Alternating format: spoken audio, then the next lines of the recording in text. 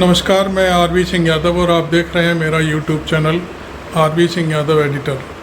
आज मैं आपको हमारे देश के नामी गिरामी और वरिष्ठ पत्रकार रवीश कुमार ने जो कल रिपोर्ट शूट की थी, अपनी जो वीडियो शूट किया था, उसको मैं आज दिखाऊंगा, क्योंकि उन्होंने भी आज अपना वीडियो आज ही यूट्यूब पर डाला है। और उन्होंने बुलडोज़र जो देश में इस समय बहुत हवाई घोड़े पर दौड़ कर चल रहा है, उसके बारे में पूरी कहानी विस्तार से बताई है। मैं हो सका तो मैं पूरा वीडियो उनका आज अपने मोबाइल से रिकॉर्ड करके आपके समक्ष पेश करूंगा। आप अब देखेंगे। मैं रवीश कुमार को देख रहे हैं। आप सभी को स्वतंत्रता दिवस की शुभकामनाएं। आज के दिन क्या आप उन लोगों को याद करना चाहेंगे जिनके घर इस आज़ाद भारत में बिना किसी सुनवाई और दोष सिद्धि के गिरा दिए गए? क्या आप उन लोगों की जगह खुद को रखकर सोचना चाहेंगे कि उन्हें इस वक्त कैसा लग रहा होगा? घर घर तिरंगा अभियान के लिए वे भी अपने घरों की छत पर तिरंगा लहराते, मगर अब तो उनका घर ही छिन गया है, मिट्टी में मिला दिया गया है। इन टूटे बिखरे घरों को देखकर आप किस आज़ाद भारत की कल्पना कर रहे हैं? क्या उस आज़ाद भारत की जहां बुलडोजर को इंसान से ज़्यादा आज़ादी मिल गई है? इन तस्वीरों के पीछे स्क्रोल की वेबसाइट पर जफर आफक की रिपोर्ट चल रही है कि 1 महीना पहले तक यहाँ जिंदगी गुलजार थी, अब यहाँ शमशान की सी हालत है। 6 अगस्त से बुलडोजर ने कहर ढाना शुरू कर दिया। 1.5 किलोमीटर के इलाके में होटल से लेकर छोटी दुकानें, खोमचे और मकान सब गिरा दिए गए। एक ही झटके में फुटपाथ पर सामान बेचकर गुजारा करने वाले 200 लोगों की कमाई का जरिया छिन गया। उनके खोमचे मिट्टी में मिला दिए गए। किसी को 50,000 का नुकसान हुआ तो किसी का घर ही चला गया। जिनके खोमचे तोड़े गए, दुकानें तोड़ी गईं और घर गिरा दिए गए, क्या उनकी दंगों में कोई भूमिका थी? प्रशासन अपनी कार्रवाई को अतिक्रमण के खिलाफ बताता है, दंगों से नहीं जोड़ता। स्क्रोल के रिपोर्टर ने लिखा है कि 50 किलोमीटर के इलाके में बुलडोजर ने तबाही मचाई है। अदालत में ही प्रशासन को बताना है कि कितने घर और दुकानें गिरा दी गई हैं। मीडिया में यह संख्या 1208 इमारतों से लेकर 500 तक बताई जा रही है। कुछ रिपोर्ट में यह भी बात सामने आई है कि प्रियदर्शनी आवास योजना के तहत हरियाणा सरकार ने जिन घरों को बनाया था, उन्हें भी तोड़ दिया गया है। मध्य प्रदेश गाइस, आज फैमिली मूवी नाइट है। Are you ready? नो।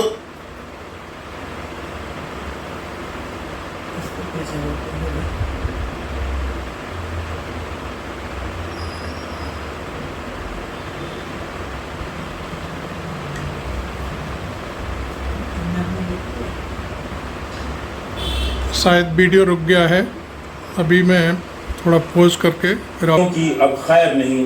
जो भी व्यक्ति अपराध करता है, कोर्ट उसे सजा तो देता ही है, साथ ही मामा ब्याज भी देता है, बुलडोजर चलवा देता है। यह एक मुख्यमंत्री की भाषा है, मुख्यमंत्री शिवराज सिंह चौहान की। बुलडोजर ब्याज हो गया है। एक दिन बुलडोजर ब्याज की जगह मूल हो जाने वाला है, बल्कि हो भी गया है। इसी हफ्ते खबर आई कि गांधी के बनाए गुजरात विद्यापीठ में सर्वधर्म प्रार्थना रोक दी गई और बनारस के राजघाट स्थित महात्मा गांधी और आचार्य विनोबा भावे के सर्व सेवा संघ भवन को 12 अगस्त के दिन बुलडोजर से गिरा दिया गया। लोगों ने अपनी पूरी ताकत लगा दी कि मीडिया सुन ले, कोर्ट सुन ले, प्रशासन सुन ले, सरकार सुन ले, मगर बुलडोजर न आदमी को पहचानता है न गांधी को। उसने यह इमारत गिरा दी। उसके पहले यहाँ पर हजारों की संख्या में पुरानी किताबें इस तरह से जमीन पर फेंक दी गई, जिनकी तस्वीर आप इस वक्त देख रहे हैं। इसका विरोध करने पर सर्व सेवा संघ के संयोजक राम धीरज समेत दर्जन भर लोगों को हिरासत में लेकर पुलिस लाइन भेज दिया गया था। अब इन किताबों का क्या होगा, कोई नहीं जानता। गांधी की इस इमारत के साथ जो हुआ, उसका दर्द सरकार के भीतर बैठे लोगों को तो नहीं ही हो रहा होगा। आज के भारत में बुलडोजर को कितनी आजादी, इंसान को कितनी कम। हमारा आज का वीडियो प्रधानमंत्री के आज के भाषण पर नहीं है, क्योंकि हमने इसकी रिकॉर्डिंग 14 अगस्त को कर ली थी। मगर उनके पुराने भाषणों और पिछले हफ्ते आई सीएजी की रिपोर्ट की चर्चा करना चाहते हैं। 15 अगस्त के भाषण में प्रधानमंत्री मोदी भ्रष्टाचार और परिवारवाद की चर्चा जरूर करते हैं। 2016 में नोटबंदी लाई गई तो उसके अगले साल 15 अगस्त 2017 को भ्रष्टाचार की चर्चा बहुत कम हुई। इतना ही कहा गया कि नोटबंदी आई जिससे भ्रष्टाचार रोका गया। नोटबंदी के 3 साल बाद 15 अगस्त 2019 को प्रधानमंत्री नरेंद्र मोदी ने कहा कि भ्रष्टाचार मुक्त भारत के मिशन में जो भी रुकावट बनकर आ रहे हैं हमने उनकी छुट्टी कर दी है। 2019 के 3 साल बाद 15 अगस्त 2022 को प्रधानमंत्री नरेंद्र मोदी कहते हैं कि भ्रष्टाचार के खिलाफ एक निर्णायक कालखंड में अब हिंदुस्तान कदम रख रहा है। भ्रष्टाचार दीमक की तरह देश को खोखला कर रहा है। 2016 से 2022 तक आते आते वे ये बात करने लग गए कि भ्रष्टाचार दीमक की तरह घुस गया है। हर भाषण में वे भ्रष्टाचार को लेकर बड़ा ऐलान करते हैं, मगर इस साल तो उनके ऐलान का बड़ा इम्तिहान हो गया। केवल सीएजी की रिपोर्ट की बात नहीं कर रहा हूं। अमेरिका से लौटकर प्रधानमंत्री एनसीपी पर 70,000 करोड़ के घोटाले का आरोप लगाते हैं। उसके कुछ दिनों के भीतर एनसीपी बीजेपी सरकार में शामिल हो जाती है। जिस अजीत पवार पर बीजेपी के नेता सैकड़ों करोड़ के घोटाले के आरोप लगाया करते थे, जेल भेजने की बातें करते थे, उन्हें महाराष्ट्र सरकार में उप मुख्यमंत्री बना दिया जाता है। अमित शाह कहते हैं कि अब अजीत पवार अपनी सही जगह पर हैं। आखिर प्रधानमंत्री कैसे खुद को भ्रष्टाचार की लड़ाई का नेता घोषित कर देते हैं? और अमित शाह के अनुसार वो सही जगह का मतलब क्या है? क्या खुद को भ्रष्टाचार के तमाम संदेहों से इस तरह से प्रधानमंत्री ऊपर कर सकते हैं? अगर ऐसा है तो उनके 70,000 करोड़ के आरोप के तुरंत बाद वही पार्टी उनकी पार्टी की सरकार में कैसे शामिल हो सकती है? उन्हें थोड़ा स्पष्ट करना चाहिए। केवल यही एक उदाहरण नहीं है। हम द्वारका एक्सप्रेसवे पर सीएजी की रिपोर्ट की बात करने वाले हैं, मगर इसी साल कर्नाटका में क्या हुआ? भ्रष्टाचार से लड़ने वाले प्रधानमंत्री मोदी अपनी पार्टी को हार से नहीं बचा सके। वहां उनकी पार्टी के नेताओं पर, मंत्रियों पर 1 साल पहले से रिश्वत मांगने के आरोप लग रहे थे, मगर ईडी की कार्रवाई की खबर नहीं आई। कांग्रेस ने चुनाव में मुद्दा बना दिया 40% कमीशन का और भ्रष्टाचार के मुद्दे पर प्रधानमंत्री मोदी को हरा दिया, क्योंकि उस चुनाव में बीजेपी की तरफ से वही चेहरा थे। रोड शो भी उन्हीं का हुआ करता था। उनके साथ बीजेपी के नेता रोड शो में होते थे या नहीं, आप रोड शो का पुराना वीडियो निकालकर देख लीजिए। कर्नाटका में ठेकेदारों ने तब प्रधानमंत्री मोदी को पत्र लिखे थे, विधायकों और मंत्रियों के खिलाफ कि रिश्वत मांग रहे हैं, मगर किसी के घर ईडी ने दस्तक दी हो आप पता कर सकते हैं। बीजेपी के नेता ईश्वरप्पा पर कमीशन मांगने के आरोप लगाए गए। उन्हें प्रधानमंत्री मोदी ने बाद में फोन कर कहा कि पार्टी में आप जैसे कार्यकर्ता होने चाहिए, वे दूसरों के लिए रोल मॉडल के समान हैं। ईश्वरप्पा पर जिस ठेकेदार ने कमीशन मांगने के आरोप लगाए थे उसने खुदकुशी कर ली थी। इस 15 अगस्त को भी प्रधानमंत्री भ्रष्टाचार पर भाषण दिए ही होंगे, क्योंकि उनकी सरकार ने 9 अगस्त को करप्शन क्विट इंडिया, परिवारवाद क्विट इंडिया का उदाहरण दिया था। सवाल है कि प्रधानमंत्री मोदी अपनी पार्टी के नेताओं पर लगने वाले भ्रष्टाचार के आरोपों पर उस तरह से तटस्थ क्यों नजर नहीं आते हैं, जिस तरह से वे विपक्षी दलों को लेकर आक्रामक नजर आते हैं। बात यह है कि हर 15 अगस्त को भ्रष्टाचार का जिक्र करना क्या औपचारिकता भर है? अगर यह युद्ध है तो फिर इस युद्ध में बीजेपी से हाथ मिलाने वाले नेता या दल हाथ मिलाने भर से ईमानदार कैसे हो जाते हैं? दूर जाने पर भ्रष्टाचारी कैसे हो जाते हैं? अब देखिए, अगस्त के महीने में प्रधानमंत्री मोदी ने करप्शन क्विट इंडिया का नारा दिया।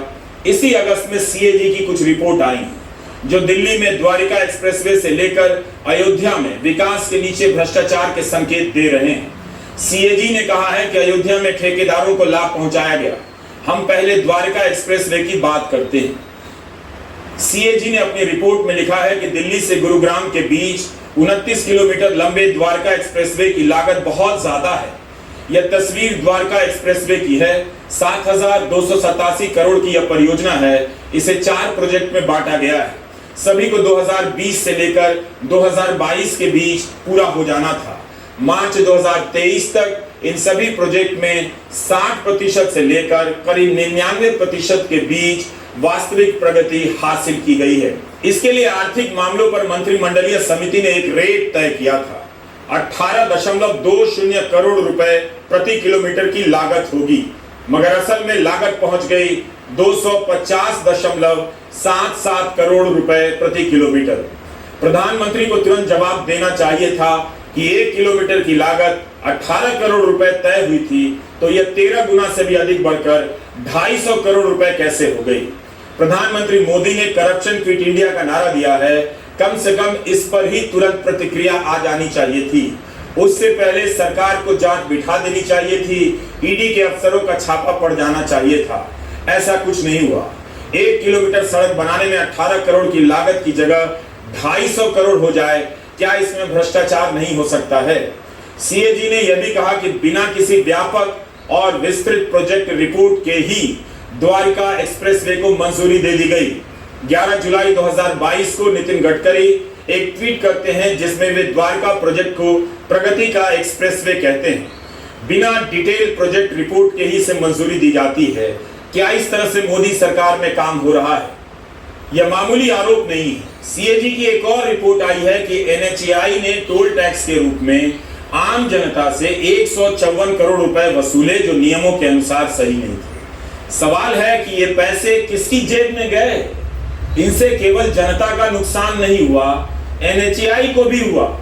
यह केवल 3 टोल प्लाजा की रिपोर्ट है। प्रधानमंत्री अक्सर दावा करते हैं कि टेक्नोलॉजी के इस्तेमाल से भ्रष्टाचार पर रोक लगा दी गई है। लोगों के पैसे सीधे खाते में पहुंचते हैं और इससे 2 लाख करोड़ रुपए की बचत होती है। किस आधार पर इतनी बचत का ऐलान किया जा रहा है? सरकार को बताना चाहिए और प्रेस को पूछना चाहिए कि क्या डायरेक्ट बेनिफिट ट्रांसफर में 2 लाख करोड़ का कोई घोटाला हुआ था। कोई तो आधार होना चाहिए इस दावे का, मगर कोई पूछता नहीं। बस ये संख्या बार बार दोहराई जाती है कि डायरेक्ट बेनिफिट ट्रांसफर से 2 लाख करोड़ रुपए की बचत हो रही है, लेकिन इसी से भ्रष्टाचार खत्म नहीं हो जाता है। रही बात टेक्नोलॉजी की, तो आयुष्मान योजना पर सीएजी की रिपोर्ट देखिए। आयुष्मान योजना के तहत 7.5 लाख लाभार्थी ऐसे हैं जिनका फोन नंबर एक ही है, 999999999। केवल यही नहीं, केवल करीब 1,40,000 लाभार्थी ऐसे हैं जिन्हें 10 बार 8 वाले नंबर से जोड़ा गया है। 90,000 लाभार्थी के आगे 9 के आगे 9 शून्य है। 20 फोन नंबर ऐसे हैं जिनसे 10,000 से लेकर 50,000 लाभार्थियों को जोड़ा गया है। यह योजना गरीबों के लिए है, मगर पाया गया है कि ऐसे लोग भी हैं जो इसका लाभ ले रहे हैं, जिन्हें सरकार पेंशन देती है और वे गरीब नहीं हैं। कौन इतनी मेहनत कर सकता है कि एक ही नंबर 7.5 लाख लोगों के नाम के आगे डालता चला जाए? क्या यह जालसाजी है, भ्रष्टाचार है? सरकार बताए। यह अजीब घोटाला लगता है। क्या इस तरह से इस योजना को लागू किया जा रहा है? प्रधानमंत्री इस योजना का बहुत प्रचार करते हैं। 5 साल से ये योजना चल रही है, फिर ऐसी गड़बड़ी कैसे हो सकती है? उसी तरह से भारत के नियंत्रक एवं महालेखा परीक्षक सीएजी ने केंद्र सरकार की अयोध्या विकास परियोजना में भी कई गड़बड़ियां पकड़ी हैं। इंडियन एक्सप्रेस की रिपोर्ट आपने देखी होगी। सीएजी ने कहा है कि ठेकेदारों को करीब 20 करोड़ का अनुचित लाभ दिया गया है। यह गुप्तार घाट का प्रोजेक्ट है। तस्वीरों से पता चलता है कि काफी कुछ बन गया है। गुप्तार घाट फैजाबाद और अयोध्या शहर से अलग गैर आवासीय आबादी वाला इलाका है। सीएजी ने लिखा है कि अयोध्या के गुप्तार घाट में काम को 14 हिस्सों में बराबर बराबर बांटा गया और अलग अलग निजी ठेकेदारों को काम दिए गए, लेकिन सिंचाई विभाग ने ठेकेदारों की बोलियों और दरों के तुलनात्मक विश्लेषण करने में उचित सावधानी नहीं बरती। एक ही तरह का काम है, मगर अलग अलग ठेकेदारों को अलग अलग रेट पर काम दिया गया है। इस कारण 19 लाख रुपए बच सकते थे, वो खर्च हो गए। खुद राज्य सरकार ने 3 ठेकेदारों का जीएसटी पंजीकरण रद्द कर दिया था, फिर उसे जीएसटी पंजीकरण के लिए 19 लाख रुपए दे दिए गए। कैग ने साफ साफ कहा है कि ठेकेदारों को उस काम के लिए पैसे दिए गए जो हुए ही नहीं थे। तो ये हाल है उस अयोध्या की। क्या राम के नाम पर यह सब हो रहा है? सरकार को सावधानी बरतनी चाहिए, मगर ये पहली रिपोर्ट नहीं है। आपको याद होगा दिसंबर 2021 में इंडियन एक्सप्रेस की खोदी रिपोर्ट आई थी, श्यामलाल यादव और संदीप सिंह की। इस रिपोर्ट के अनुसार अधिकारियों के रिश्तेदारों के नाम पर अयोध्या में जमीनें खरीदी जा रही थी, खासकर उस ट्रस्ट की जमीन जिसके खिलाफ जांच चल रही थी। एक्सप्रेस की रिपोर्ट में दिखाया गया कि अयोध्या में विधायक से जुड़े ट्रस्ट, उनके रिश्तेदार जमीन खरीद रहे हैं। अधिकारियों के रिश्तेदार भी इस काम में शामिल है। अधिकारियों ने इनकार किया था। इस रिपोर्ट के आने के बाद विपक्ष ने जांच की मांग की। कपिल सिब्बल ने ट्वीट किया कि आस्था, लालच और अवैध जमीन खरीद सब साथ साथ चल रहे हैं। दिल्ली और यूपी में न कोर्ट को नजर आ रहा है न सरकार को, लेकिन भगवान राम अवश्य ही चिंतित होंगे। उस साल जून के महीने में भी अयोध्या में जमीन की खरीद को लेकर खुद सवाल उठे थे। किस तरह से सरकारी दर से दोगुने कम दाम पर खरीदकर श्री राम जन्मभूमि ट्रस्ट को बेची गई जमीनें और मुनाफा कमाया गया। तब ट्रस्ट ने अपनी तरफ से कह दिया कि उनकी अपनी जांच में ऐसा कोई घोटाला नहीं हुआ है। ईडी की तो कोई जांच नहीं हुई, ट्रस्ट ने खुद ही जांच कर फैसला दे दिया। न्यूज लॉन्ड्री के बसंत कुमार और आयुष की भी रिपोर्ट थी कि बीजेपी के नेताओं के रिश्तेदारों ने मंदिर क्षेत्र के करीब की जमीन 20 लाख में खरीदी और 3 महीने के भीतर 2.5 करोड़ में ट्रस्ट को बेच दी, 12 गुना मुनाफा कमाया। न्यूज लॉन्ड्री की रिपोर्ट थी कि कथित रूप से सर्किल रेट से कम दाम पर जमीन खरीदी गई और ट्रस्ट को अधिक दाम पर बेची गई। मंदिर ट्रस्ट ने कहा कोई गड़बड़ी नहीं हुई थी। अयोध्या को लेकर सीएजी की रिपोर्ट आई है। आप इसके साथ साथ 2021 में आई इंडियन एक्सप्रेस और न्यूज लॉन्ड्री की रिपोर्ट भी देखिए, फिर पूछिए कि जब ऐसे आरोप लगे तब किसी जांच एजेंसी ने जांच की या फिर मंदिर ट्रस्ट के खंडन को ही जांच का फैसला मान लिया गया। 2021 के बाद से अयोध्या में इस तरह से सवाल मीडिया की रिपोर्ट से लगभग गायब होने लगे। सीएजी की रिपोर्ट के बाद फिर से वापस चर्चा में आ गए। करप्शन क्विट इंडिया एक नारा भर है। नोटबंदी से भी भ्रष्टाचार जाने वाला था। अब नोटबंदी के 7 साल बाद भ्रष्टाचार मिटाने को लेकर फिर से एक नया नारा आ गया है। उधर इन नारों को घर घर लगाने वाले टमाटर खरीदने की लाइन में लगा दिए गए हैं, जहां वे चुपचाप टमाटर खरीदते हुए देखे जा सकते हैं। नोटबंदी के बाद से जनता लाइन मिस कर रही होगी, इसलिए टमाटर ने लाइन में लगने का मौका दिया है। हाउसिंग सोसाइटी के लोग टमाटर के लिए लाइन में लग रहे हैं, यह अच्छी बात नहीं। गरीब लोगों का क्या होगा जब हाउसिंग सोसाइटी के लोग 2-2 घंटे लाइन में लगेंगे टमाटर के लिए? यह उस भारत के लिए अच्छा नहीं है जो इनके हिसाब से सुपर पावर और विश्व गुरु बनने जा रहा है, बल्कि बन चुका है। कितने धीरज के साथ नोएडा के ये लोग इस लाइन में लगे हुए हैं, जैसे अब सारी चिंताएं मिट गई हैं, बस एक टमाटर की कमी रह गई है। भारत सरकार द्वारा यहाँ टमाटर की बिक्री हो रही है, 90 रुपए किलो बेचे जा रहे हैं। वैसे टमाटर का दाम बाजार में 200 रुपए किलो से लेकर 300 रुपए किलो बताए जाते हैं। कई हफ्तों से जनता महंगा टमाटर खा रही है। भारत सरकार की इस योजना से कितने लोगों को सस्ता टमाटर मिला, किसे पता है?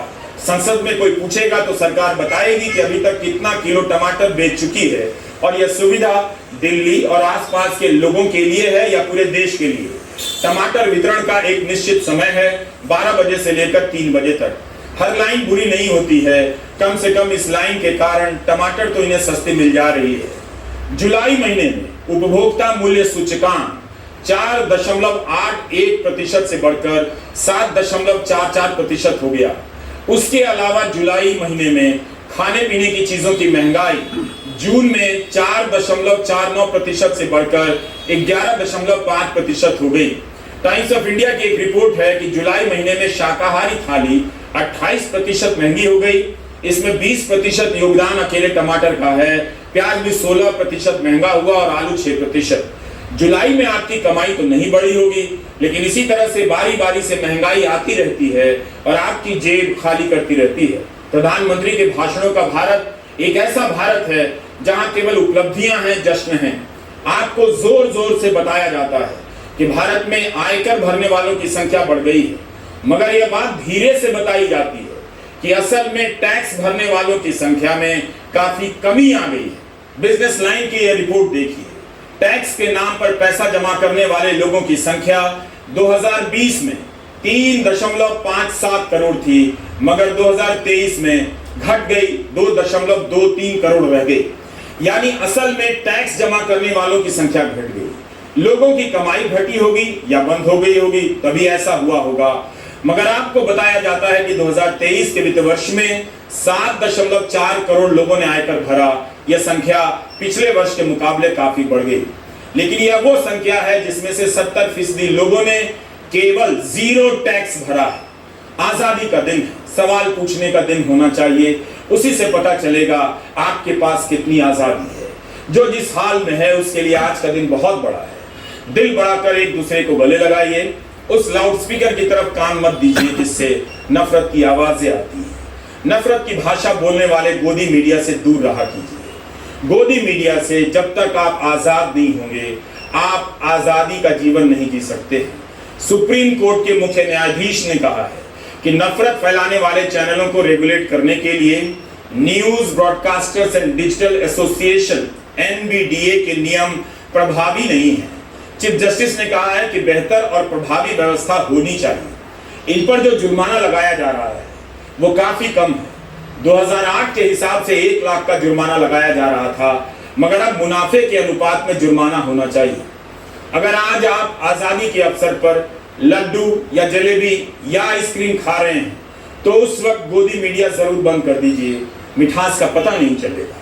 भारत पर गर्व करने के लिए वाकई में 1000 चीजें हैं, मगर आप इससे गोदी मीडिया पर गर्व कभी नहीं कर पाएंगे। खुद से एक बार ये सवाल करके देख लीजिए कि आपको गोदी मीडिया पर गर्व होता है।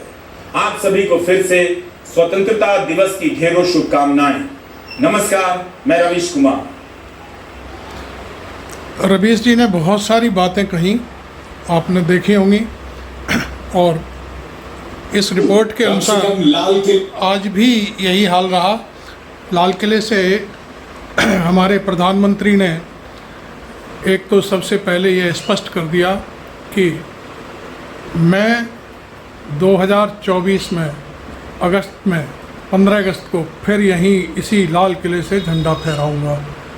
हो सकता है उनके पास कोई जादुई छड़ी हो, लेकिन जनता में और हम लोगों के जो अब तक के समीकरण हैं, जो हमारे एनालिसिस हैं, उससे बीजेपी चुनाव हार रही है।